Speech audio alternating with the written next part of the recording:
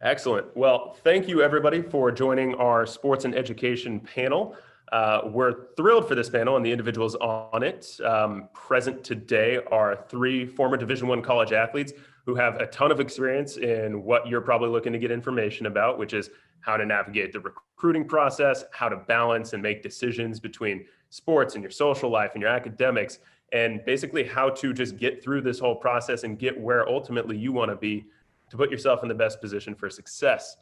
Specifically, joining us right now are the two individuals you see here, David and Drew.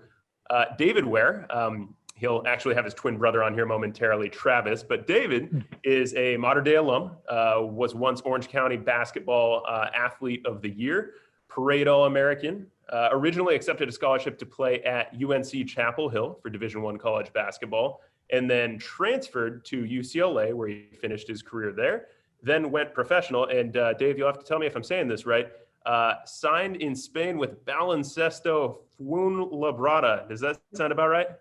Yeah, so my first year, yes, correct. Yeah, all right. So my first year I was in G-League and a little bit with the Sacramento Kings, and then with Spain and Fuenlabrada, Madrid. And then from what I'm reading about you, you actually moved to Japan, played in Osaka, and then finished your playing career with the Sydney Kings in the Australian Basketball League. Yeah. And now you are a trainer for elite basketball prospects in Orange County and LA County. How'd I do? Is that about right? That's about right. Yep. Excellent. And then next to David there, you have Drew. Drew is a former quarterback from high school, played in Northern California at a place called Monte Vista High School, was actually recently inducted into their Hall of Fame, was recruited to play as both a quarterback at the Division I college level and also as a safety separately on the defensive side of the ball. He eventually accepted an offer to play under USC's Pete Carroll, for those of you who are familiar. Drew graduated from SC with a degree in policy planning and development before starting in commercial real estate, and now has risen to become director of sales at NRE Commercial. So Drew there has the nice Golden Gate Bridge background. And the two of them, we thank you very much for joining us. We did also, as you may see behind me and on the flyer that you originally looked at, have Christina Marinacci Ware, that's David's wife, who was going to join us. Unfortunately, she was not able to, but we did pre-record a little bit of an interview with her. So we'll play that with you guys momentarily. But ultimately, we want this to be as interactive as possible. So please share your questions.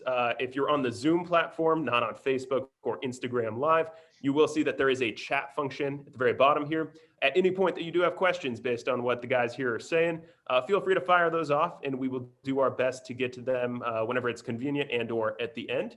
Make sure this is fulfilling as possible for you. So let's dive in. Since we just came off of Thanksgiving, let's do a little bit of an icebreaker here. Drew and David, best Thanksgiving side dish? Oh, I'd have to say cream corn. All right, excellent. What about you, Dave? I'm going with either stuffing or sweet potato casserole. Ooh, sweet potato casserole. That's a good one. All right. Now we'll actually get into the theme of questions here. Rapid fire, if you can recall, what was your cumulative or final high school GPA so that we talk about the academic side of this? Do you recall? I think I was a 3.6. All right. How about you, Drew? I think I was a 3.6 too. All right. There we go. That sounds about right. And then Drew, for your brother, do you recall how he did in school? Was he a similar student as you? Or Dave, I'm sorry. Dave. Oh, me? Yeah, we were about the same. He was about a 3.5, 3.6 as well. All right, perfect. So this is important for everybody who's watching right now because as some of you know, with some sports, it's quite rare that you will be receiving or be rewarded with a 100% scholarship. There are certain sports where there are more allocated dollars where you will receive a 100% scholarship or at least have the opportunity to, but those become more rare in certain sports, depending on how many individuals are on that team and depending on what sport it is. So the better you can do in school, there's often an opportunity for a school to reward you with scholarship dollars for your academics, you know, like good grades and actually taking competitive classes, than just for your athletics. So ultimately, the goal is that you are able to get into the school that you want to be at to play, to become a student. And if you can do everything possible by being a great student and a great athlete to reduce that cost on you and your family, that's when everybody wins. And also, if you're a good student, you're going to instill confidence in the college coaches who are considering you because they know that you'll remain eligible and maybe even hopefully pull up your team's GPA. Those are statistics that are tracked by the NCAA and the schools. So ever the most important things. So let's now go on to something a bit more relevant. When, for both of you, if you could answer and feel free either order, when did you first realize that you had the athletic potential to play at the next level? And by next level, I mean in college. What age were you? Dave, you want to go or me? Go for it. Sure. I mean, I was thinking about this is I always, from an early age, obviously I loved sports. I loved every single sport. I played for pretty much all the way through high school. So I played football, basketball, baseball, and ran track. But I think once you get into, and my experience is probably completely different than, basketball and David with AAU and all that kind of stuff. But I think really probably 7th, 8th grade football wise is when, I always loved the game, but my love for the game just completely shifted. And then heading in really probably into my freshman year, because I was at a public high school. And then I got to play up. So I was playing JV and varsity football. So I think it's really the transition period, probably, that freshman-ish year. And then it really starts to ramp up, obviously kind of heading into your sophomore year. And what about you, Dave? Very similar answer to Drew. Obviously, he grew up playing sports. I as well grew up playing multiple sports. I always realized I was slightly more athletic than a lot of the other kids. And then right around in between 7th and 8th grade year, I grew a bunch. I went from like 6 foot to like 6'7", 6'8". And I had always been playing basketball, but that's when obviously I separated myself as a basketball player. And, I noticed early on, even going to modern day, you get a lot of national attention, a lot of notoriety. And as soon as, even a freshman going in there, I was getting letters from universities and colleges, and I realized that, okay, I'm going to have a chance to excel at this game if I'm already kind of getting recognition from universities across the country. And that just further drove me to work harder and to make sure I was doing everything I could to get into that elite company and to give myself the best opportunity to attend any school I wanted to. And that's a hot button issue. A lot of parents and students on this call will probably be wondering, should my student just choose narrow focus, one sport, the one maybe that we think they have the best chance at getting to the next level for when they are in 8th or 9th grade? Or should they play multiple sports continuously and let kind of the proof be in the pudding and let it guide them one way?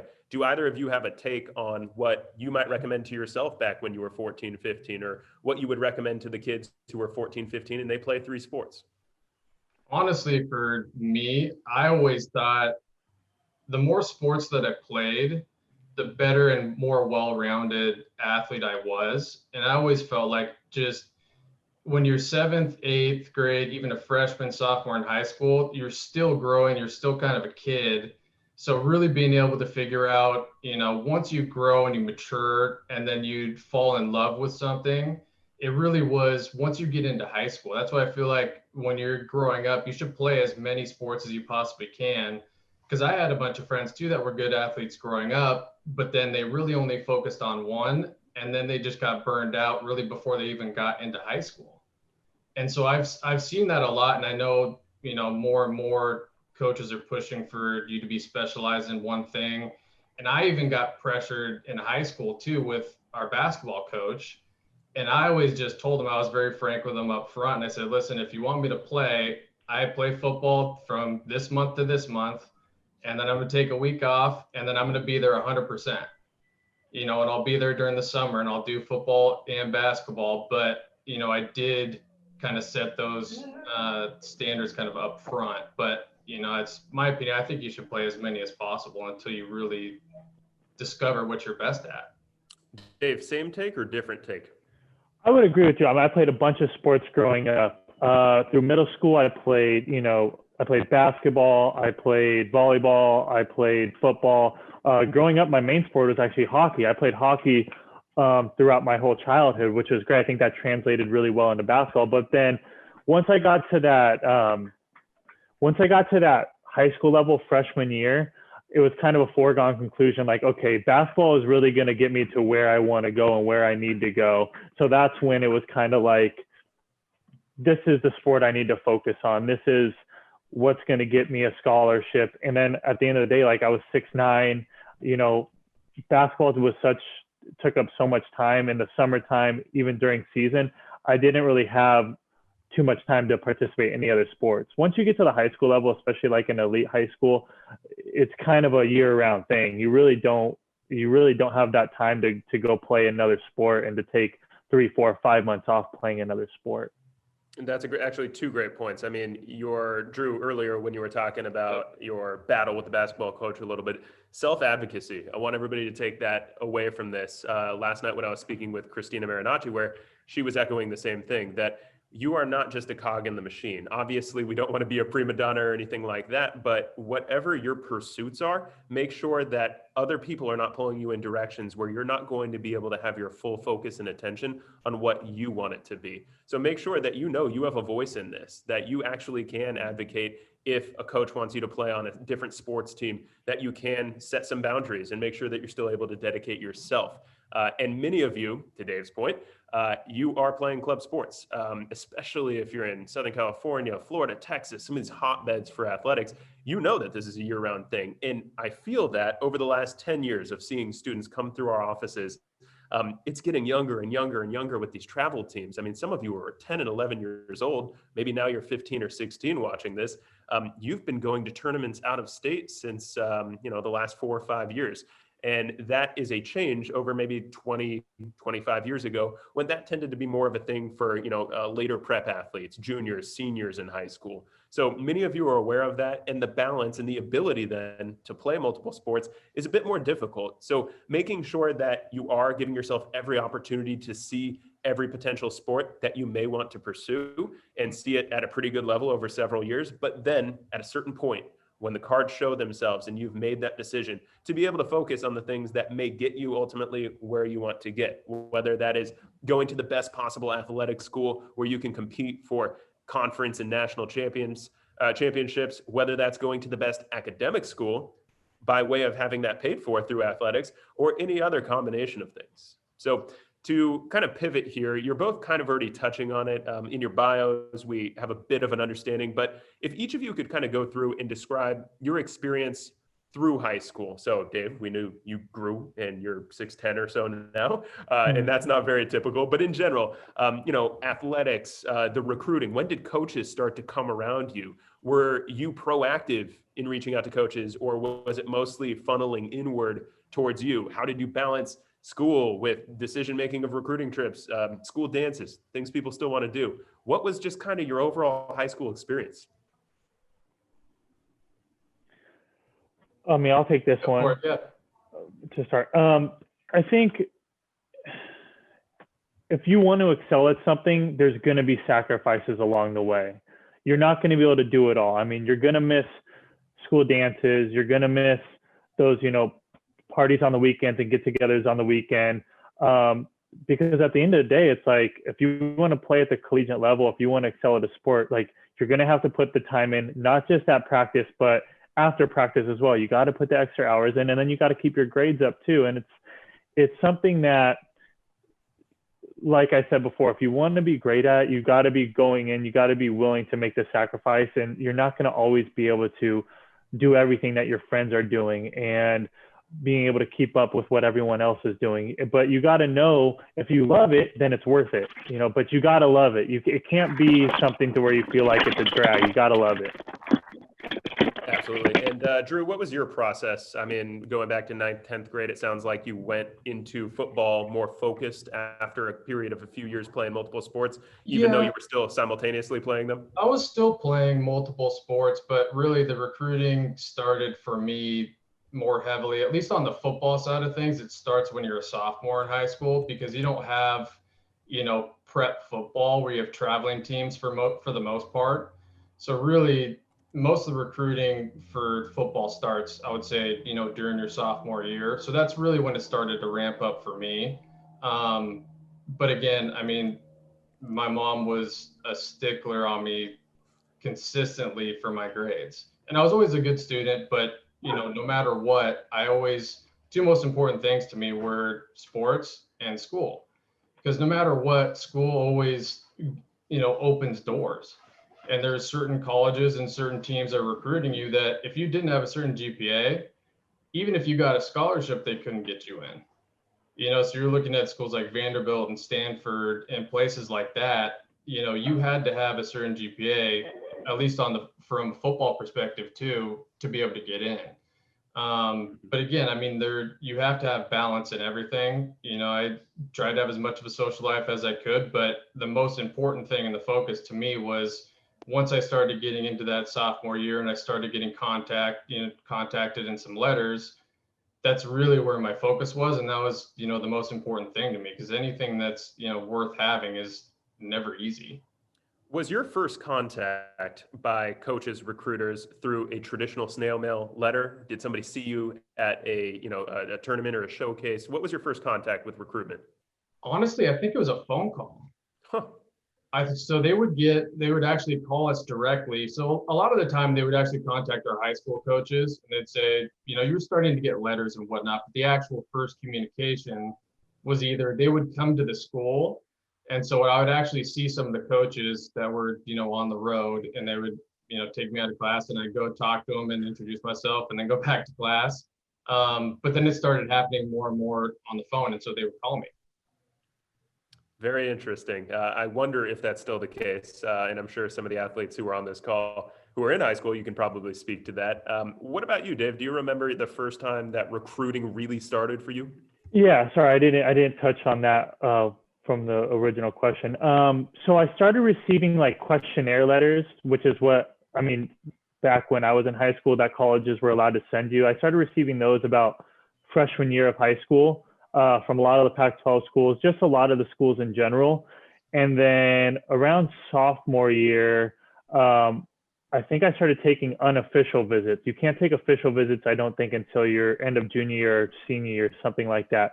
So I started taking unofficial visits, kind of just to the schools that I knew were the most interested in schools that I thought were going to be potential, finalists when it came down to my decision of what school I wanted to attend. But as early as freshman year, I started getting interest from a good amount of schools, and then from there, I just you really figure out because the questionnaires, a lot of universities send those out to a lot of recruits, and then you see who's more persistent and who comes back and comes to watch you in practice and calls you or talks to the coaches. Those are the schools that are going to be kind of recruiting you hard for the next 3-4 years of your career.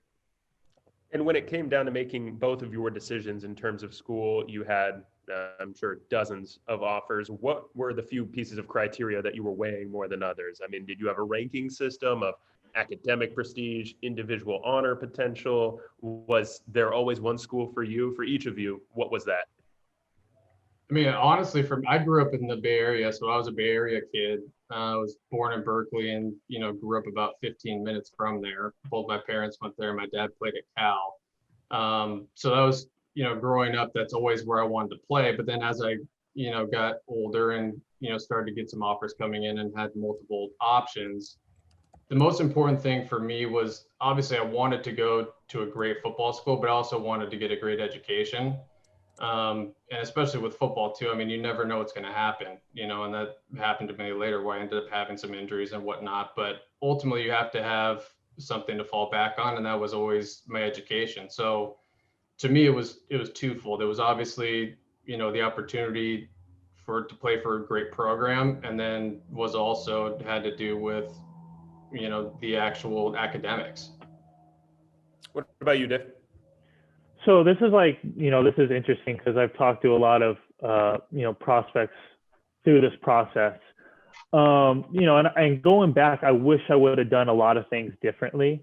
And it just so happened to work out. I was able to, get back to UCLA and have a great education and get my degree from UCLA, which I wouldn't have changed anything. But in the recruiting process, I almost, I got so caught up sometimes in like the bigger names, hence like why I went to North Carolina out of high school.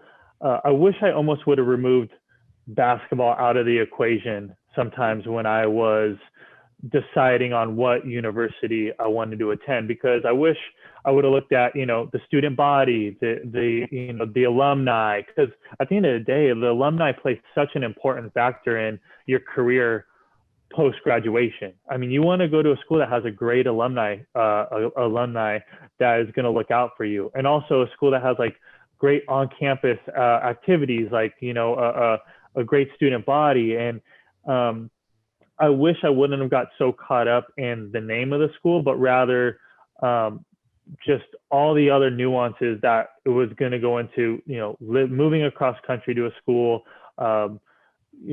who I was going to be engaging with on a daily basis, the academics, the town, the city, wherever it might be. I wish I would have looked at all the other factors involved and not just so basketball oriented. We have a question here from Stephen, a student, and I'll just throw this out openly to the two of you. From who did you seek advice during the recruiting process, and did that person or those people have previous experience with recruiting, or were they one of your parents who had no idea what was going on? Mine, for the most part, was just my mom and I. We always, when people ask us, we kind of look back on the process, neither of us really had any idea what we were doing. I think obviously I did lean on, my high school coaches, but at the same time, they're not your family, they're not you, and they're not your parents. So they're going to try to help you and point you in the right direction as best as possible. But ultimately, I wish I would have had, people that have been through that process before to ask them all the right questions and say, hey, how should I go about this process? And I think Dave touched on it earlier. One of the best things you can do is, be proactive and start and go visit schools early, even before you're getting recruited. And that was one thing that my mom did with me and my best friend, Zach Ertz. And I think I was a sophomore and he was a freshman, and she just took us on a trip up and down the coast. And we just stopped at, all the UCs, all the state schools, whether or not, it was going to be for athletics. She just wanted us to get out and start to see some schools. So I think that was one of the best things I know that, she did for me. But in terms of, leaning on people, it's great to be able to have, mentors or people that have gone through it before that you can lean on more than anything else. Absolutely. That's fantastic. Before we go on to you, Dave, question on that, Drew, when you were visiting those schools, like you said, some of the UC or Cal State campuses probably were not in your wheelhouse athletically, but you still went anyway. When you went to one of the schools, Berkeley, UCLA, USC, let's say, did you contact the coaches or the recruiters, or did you guys just show up and walk around?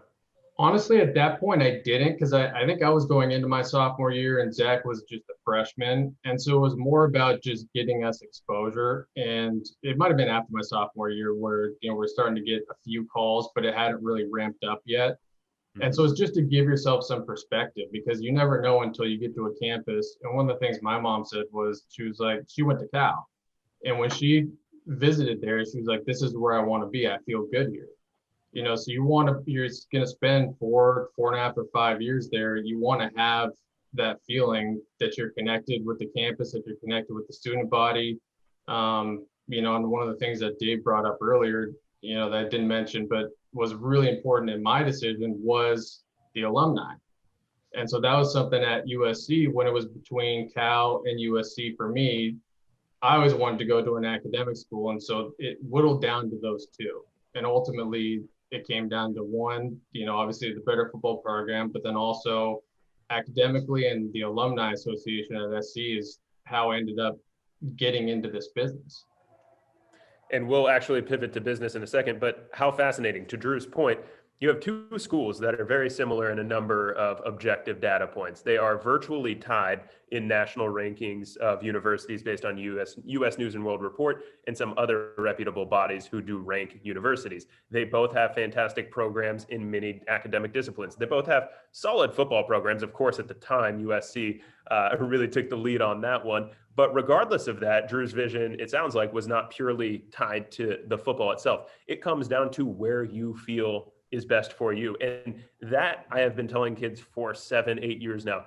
Gut feel, do not underestimate that. You can look at rankings, you can look at, and to Drew's point, alumni network, very important. That's typically where you're going to be able to make connections to great jobs moving forward, which if you do not actually go pro initially, athletically, that's what you're there for ultimately. So all of these factors that are kind of converging on your decision, ultimately don't distrust your gut feel and make sure to be vocal about that.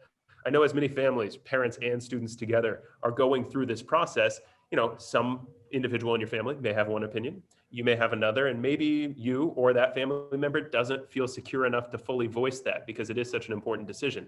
Put it all out on the table. Make sure that all of your perspectives and your thoughts, even if you don't have a reason for why you feel that way, put it out there so everything's on the table and you can make the best decision. Going over to you, Dave, what else do you think would be something the kids should be taking into consideration? So we have, the academic program you're majoring in, of course, the coaches and recruiters and individuals you're going to be playing for, but were there any other little things that you took into consideration when viewing schools? Kind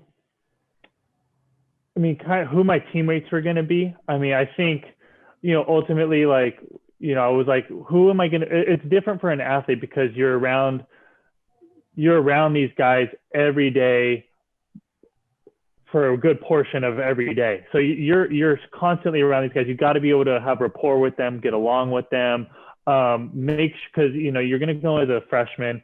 That's your class. That's who you're going to grow with as you start to go from freshman to sophomore to junior to senior.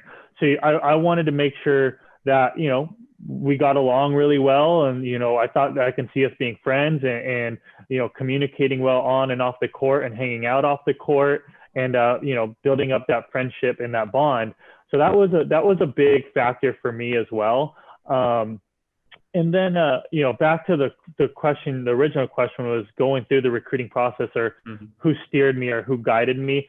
I was lucky enough to go to a school like Mater Dei that has, multiple, or that has a lot of guys going to Division I schools out of the program every year. And you got a coach like Coach McKnight who has dealt with so many of his players going to play at the Division I level that I really just watched their process and kind of saw how those older upperclassmen dealt with the recruiting process and how, Coach McKnight kind of filtered a lot of the information to the players and then, put them in contact with these coaches and, other people that maybe the guys on my team needed to communicate with. So I think that for me was kind of a big factor that helped me out, was just watching older guys navigate the recruiting process, like the do's, the don'ts, and then just the questions to ask.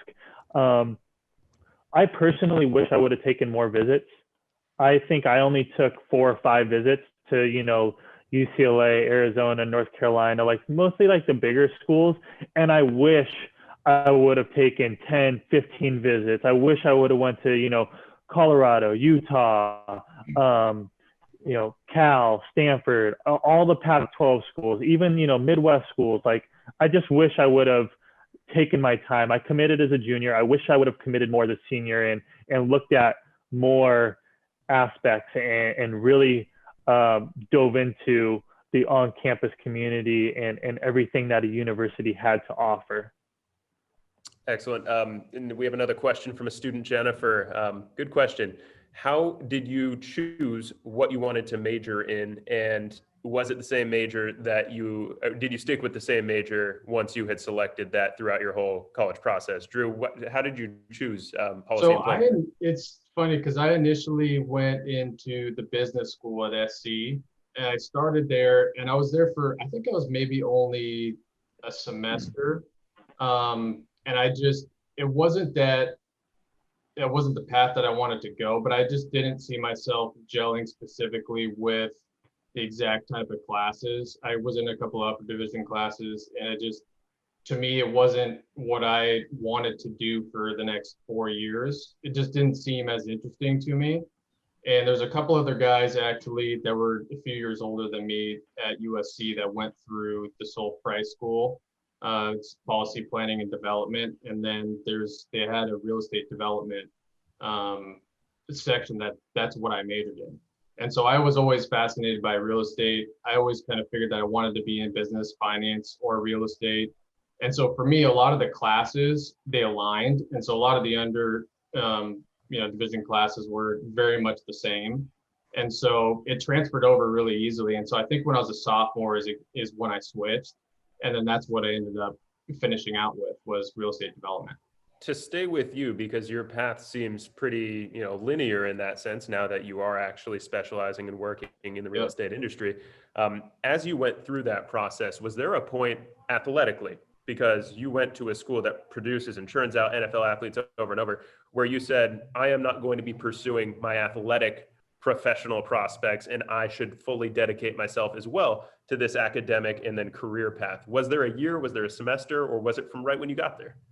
I don't think that there was any specific time where that diverged. I feel like it was always very much in line with each other, the academics and, my sports career in football. I had a couple of bumps in the road where I had some surgeries and some injuries and whatnot. And so those were kind of probably the only times towards the very end of my career where, I was thinking that it might not happen, go to the next level and play in the NFL. But I always felt that there still was potentially an opportunity just based off of my career at USC. And so ultimately my professional career was very, very short lived. And I decided to kind of shut it down. My body was ready. And so then it just ended up progressing, directly into real estate. But I always felt like I was very focused on both simultaneously, because you never know. I mean, I was always very, very focused, on football, and that's what I wanted to do since I was a little kid, is play in the NFL. But at some point, you always know that you have to be prepared for in the event that, you could get an injury and you may never play again. So you just want to make sure that you are prepared to be able to pivot, and that's what ends up being really hard for a lot of guys after they finish playing sports, is because they have not focused on, the academics or what they want to do afterwards. And so you may not have it figured all out, but at least you want to start to think about it. And speaking of making the most of your career, you certainly have in the position that you've grown into. Do you feel that football and your career at USC was a help to your academics, A, in the basically policy planning and development, but then B, to jettison your career? Like, did you make any connections or network purely because of football? Or was it just the resources that were at your university, whether or not related to football, that you took advantage of? I think it's a combination of the two. Like I said, USC, the Alumni Association, is huge. They take care of each other no matter what. And it opened up just doors to me. At least initially when I finished up, my process, I wanted to be in real estate, but my family wasn't in real estate. I didn't have any background in real estate. So I didn't really know what path to take. And so ultimately I ended up just meeting with the dean of the business school. I had sat down with him, and after about an hour, he said, hey, here's 3 names. I know them very well. They'll take your call, set up, an interview and see if they have a position. And so the first 3 didn't end up having jobs open, but after, sitting down with them for half hour, an hour, they would give me another 3 names. And so I just did that for a couple of months. And ultimately I ended up, starting at Colliers International was the first real estate job that I got. And it just ended up happening through the connections that I had at USC. It wasn't a direct connection, but ultimately it was what kind of led me in that way. And then the guy that hired me ended up being an ex-USC football player years before, but he still played. And it wasn't through the initial connection, which was funny. It all comes full circle. And that's a lesson for everybody in not just what we were talking about earlier, advocacy, but just busting down doors. When you're looking to get recruited, let's say for those students on this call who don't have any offers, you've maybe heard a little bit of interest from one school that you've never heard of. Make yourself known. This is something, and we'll distribute this afterward, but my pre-interview with Christina, who again, unfortunately was not able to join us this evening, she was talking about how make sure you're constantly in contact with the coaches. And if no coaches are contacting you, you contact them, like Drew did for his career, making sure that if you're given a name, get another name, and make sure that you're doing the best to self-advocate for yourself, to put yourself in a great position for your career, or in the case of those who are 14 and 15 on this call, the best position possible to gain an athletic scholarship to a school that you'd like to attend. Switching gears. Dave, is all this USC alumni network talk driving you crazy? Yeah, a little bit.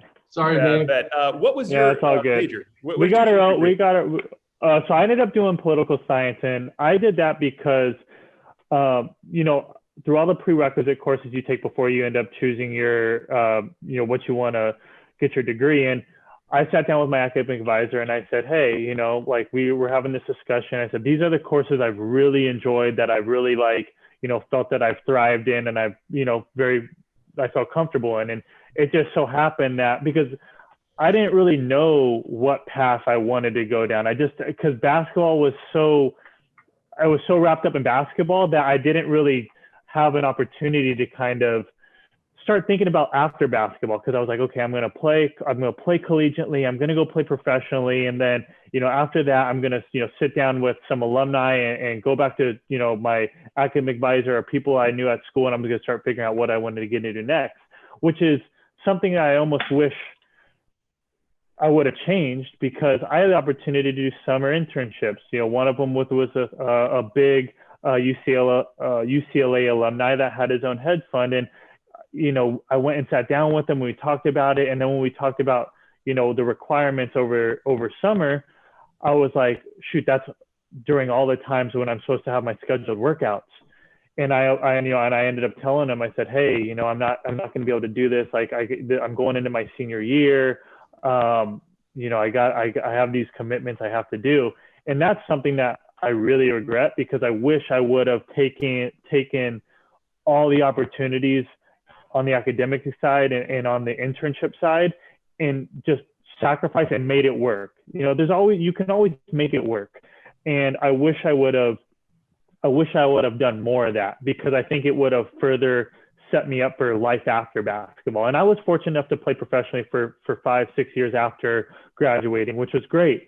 But I feel like I wish I would have taken advantage of more of that, the networking opportunities and the internship opportunities that I could have done. But yeah. That's a great point, actually, to talk about statistics really quick. For those hopefuls on here, no matter how much of a stud you are in the athletic world, at any point, something can derail that. And hopefully this doesn't happen, obviously, to anybody out there, but there are injuries. There are, opportunities for you maybe not to show your true self athletically, and maybe you don't get noticed by those scouts at the next and the next and the next level. So going professional, while that's a noble aim, and everybody should aim for that if that is what their dream is, at a certain point, we also want to, as David's talking about, try to look at other opportunities. And really, it's like hedging our bet. It's making sure that we're setting ourselves up, whether athletically or career-wise, to have a successful future. And not only that, but David made it professional. He played for 5 years, but you are in your young 30s and there is still life in front of him. And that's the fantastic thing for him, is every experience, and for most of you on this call, you can understand this. Every experience that you have when you're, studying, when you're interacting with other students, other alumni, you never know how those connections are going to pay off in the future. But at the same token, every single specialization that Dave has in terms of being a professional athlete and knowing the training that goes into that and the technique has led him to what he currently does now, which is being able to train elite athletes. I am talking the people who are going to the top of the top universities, and many of whom will go pro. If he had not put in all that work athletically and actually studied what the coaches and the personal trainers were instructing him to do, he wouldn't be in that position. that's not just something that every athlete can do. So making sure that you are a student of your craft, whether it is athletic or academic or both, will set you up for a career. And if you do make it to the professional ranks, fantastic. But there are going to be times after that that you will probably want to have a second career, no matter who you are. Even if you play in the NFL for 15 years, a lot of them end up being commentators or doing other things and having a second career. So making sure that you take full advantage of those 4.5, 5 years that you may be at your university, and never take anything for granted. Every experience, even if you feel that it is a wasted one, even when you're actually going through this recruiting process, it can yield dividends and benefits by way of you just going through it. So really enjoy and live through that experience, and just try to break down every door you possibly can to get wherever you ultimately want to be. We'll have time for probably 3 to 4 more questions, so keep them coming. And this one's a doozy. If either of you have any advice for 2020 high school athletes, given everything that's gone on, for example, how do they go about getting exposure with coaches and recruiters if their high school sport is not taking place? Like high school football in California did not really take place this year. Do you have any ideas, either of you, about how a 16-year-old you would go about having exposure here? Number one, I would just focus on yourself and make sure that, you're training the same that you were before.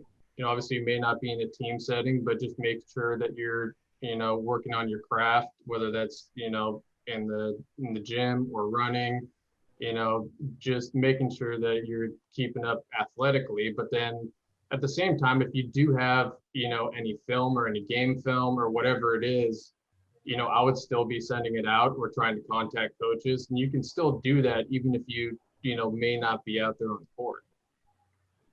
Absolutely. Dave, any thoughts on your end, especially seeing, Christina and her coaching of students who are in this position?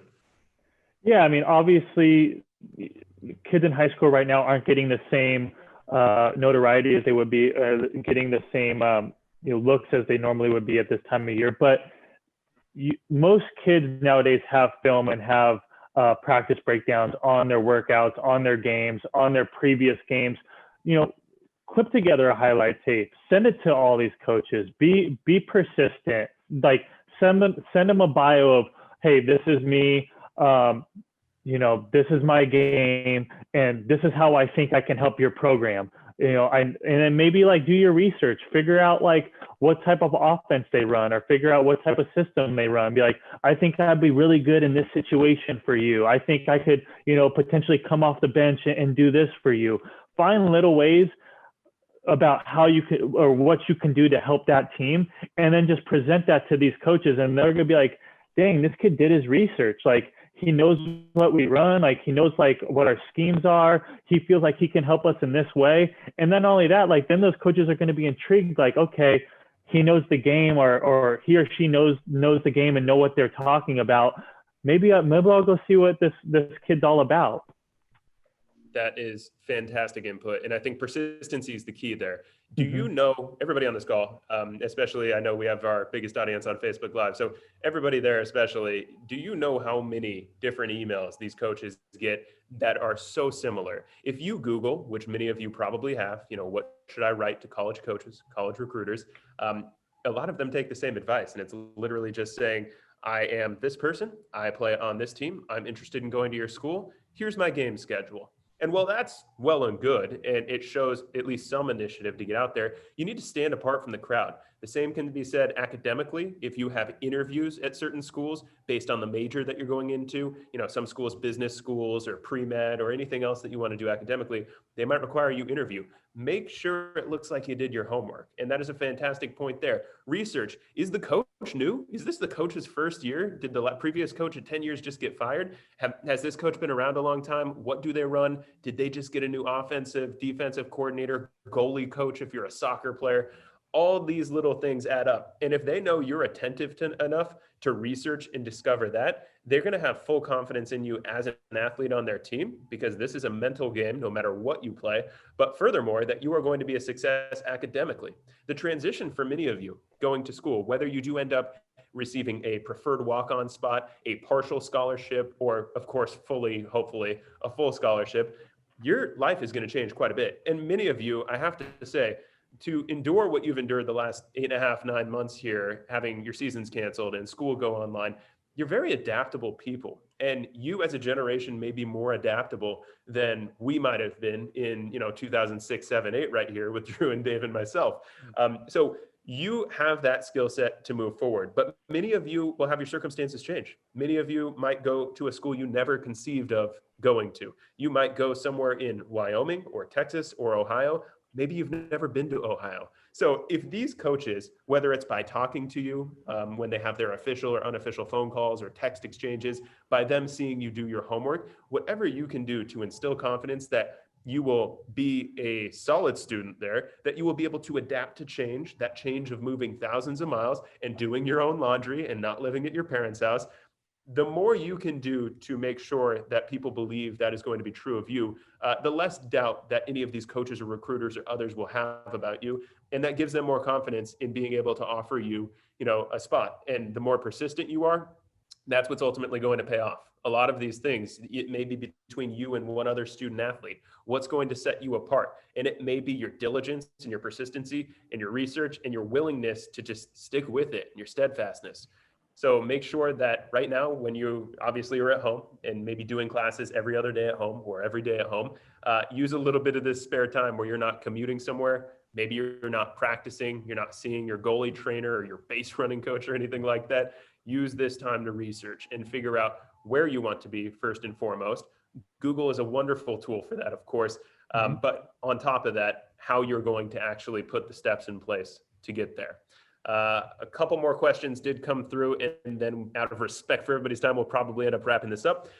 One was about NCSA. I'll take this one. So NCSA is Next College Student Athlete.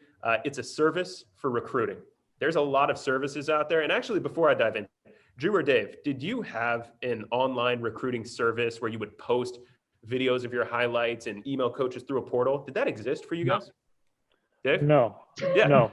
The game has changed. It was old school snail mail, and it was, highlight tapes on CDs. There you go.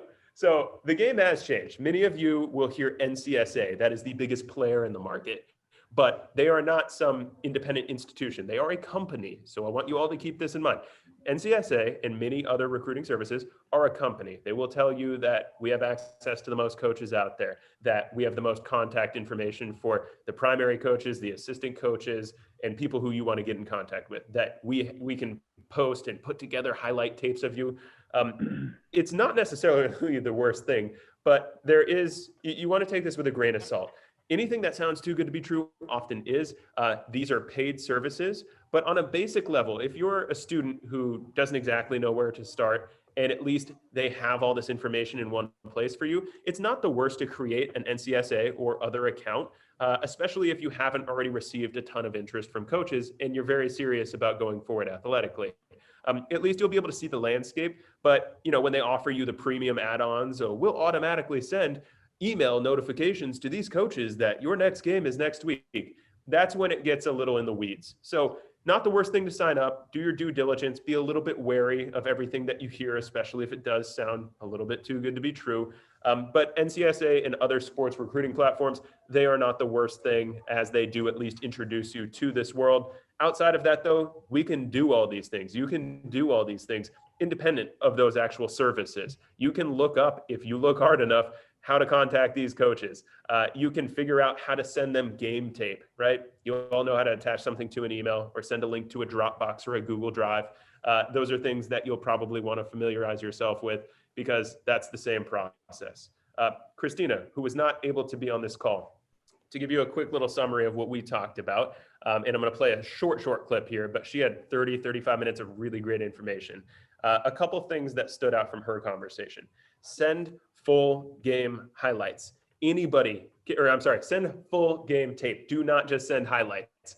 Anybody, including myself, who is not athletic, can make myself look really good if I cut together a highlight tape of me shooting hoops at the park. I'd go 30 for 30 from 3. So make sure that you are sending full game tapes. from maybe your sophomore year, if you're a junior right now, or freshman year, or whatever you have at your disposal. If you don't have something at your disposal, and we'll look at this through the lens of basketball, just because we have David here and Christina was a former basketball player at college level. She was a Miss Basketball California in high school, played professionally, and now coaches one of the most prestigious, well-known and well-regarded club basketball teams in America right now. What she was saying is make sure that if you don't have game tape, you can get out there and you actually can film yourself shooting threes. Her reference and example here was if you shoot 80% from three on an uncut tape, set up with your iPhone very clearly with you and your dad or your mom at the park, a lot of coaches will still pay attention to that because that shows you are a great shooter. Of course, don't just cut your coolest moment from each thing because anything can be done. An iMovie and these other things, but get out there. That's another way to be persistent and at least make people aware of who you are, what skills you possess. If you combine that with what David's recommending in terms of starting to know something or learn something about the system and how the coaches run, a certain offense or defense, you combine those two things, you're going to stand out from the pack like no other. Talking about going pro, Christina had a great point that sure, for getting to the pro ranks at any level, if you were a little league baseball player and you want to make it to the actual majors, not just, be one of the 65 rounds drafted, but make it to the majors, the statistics on that are extremely low that it will happen. That doesn't mean you shouldn't shoot for it. But when considering making it professionally, especially for the female athletes and those who are elite female prospects to go to great Division I programs who are on this call, the odds of you being able to play professionally are significantly lower than the men. And that's not to say that it is easy to make the professional ranks as a male, but there are fewer teams often. There are fewer roster spots. There are fewer professional leagues overall, depending on your sport. So just take that into account when you are going to a university. How are you going to set yourself up to achieve whatever your goal is? If it is to be in the WNBA, perfect. However you need to get there, let's make sure we do it. But at the same time, have an eye for what you are going to do if that doesn't work out in an academic and career sense, and or after that works out. Very interesting on her part. But I do want to play just a 2-minute clip of how she wrapped up her interview. I thought it was a nice way to put a bow on everything here. So bear with me one moment. I'm going to get this on the share screen.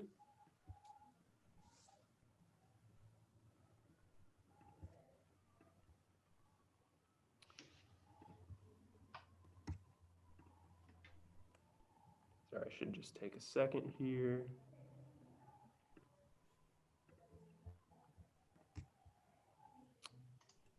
You know what it looks like. Unfortunately, I'm having technical difficulties, but not to worry. I will be sending out the entirety of Christina's interview along with the recording of this to everybody who's on this call and who registered and wasn't able to make it. I know it's odd timing, right? 4:30 Pacific, 7:30 Eastern. Some of you actually may have had obligations. I know in San Francisco, there was a baseball practice going on. So sorry if you weren't able to join us live and have your questions answered, but please do follow up when you review the recording of this, the recording of what Christina had to say in her interview.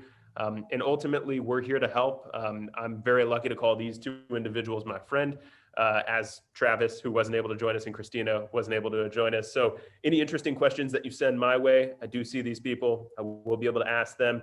And of course, we have a ton of resources in-house here to help you out as well.